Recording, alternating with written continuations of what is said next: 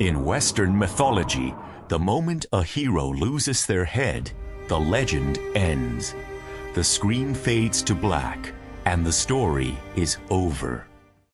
But deep within the forbidden archives of the East, there exists a warrior who defied the absolute biological limit of death.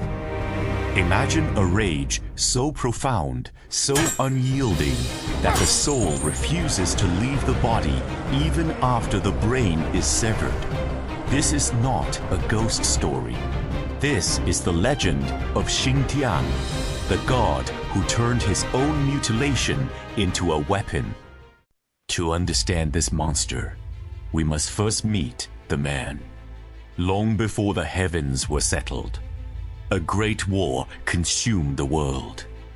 Xing Tian was a general of the highest order, a giant loyal to the Flame Emperor. But when his master was defeated by the Yellow Emperor, the Zeus of Chinese myth, Xing Tian was ordered to surrender, to lay down his arms and accept a life of quiet servitude. But for a creature made of pure battle lust, peace was not a gift. It was an insult. While other gods bowed their heads in submission, a fire burned in Xing Tian's veins that no water could extinguish. He ignored the decrees of the heavens.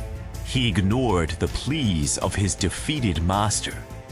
Taking up his massive bronze axe and his rectangular shield, he marched alone toward the southern heavenly gate.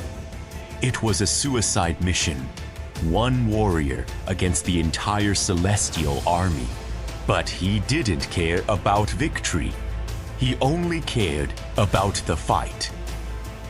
The battle that followed shook the foundations of the earth. Xing Tian clashed with the Yellow Emperor in a duel that lasted for days. The sky turned black with dust. The mountains crumbled under the weight of their blows. It was raw, primal force against divine authority.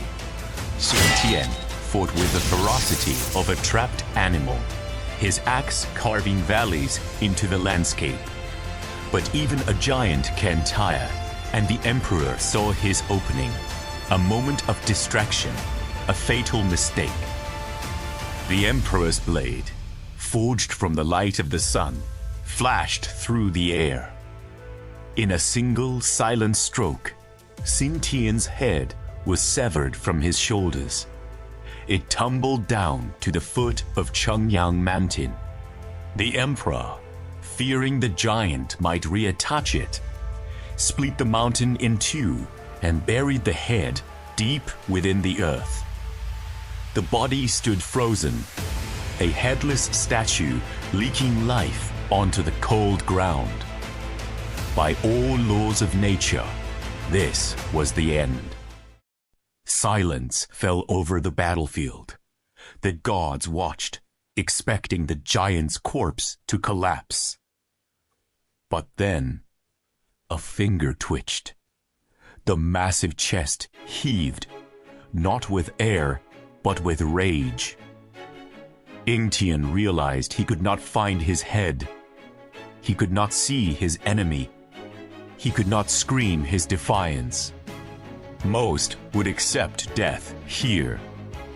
But Xing Tian's will was so potent, so toxic to the natural order, that it rewrote his own biology. In a grotesque display of supernatural power, his body transformed. His chest tore open to form eyes. His navel stretched and snapped, revealing a cavernous mouth. He didn't need a head to hate. He didn't need a brain to kill. He had become an abomination of pure instinct. The headless giant stood up, brandishing his axe once more, swinging blindly at the heavens, fueled by a curse of his own making. Even today, Legend says he is still there. In the shadows of the Jiangyang Mountains, Xing Tian continues his dance. He fights the air, the trees, and the gods that no longer visit him.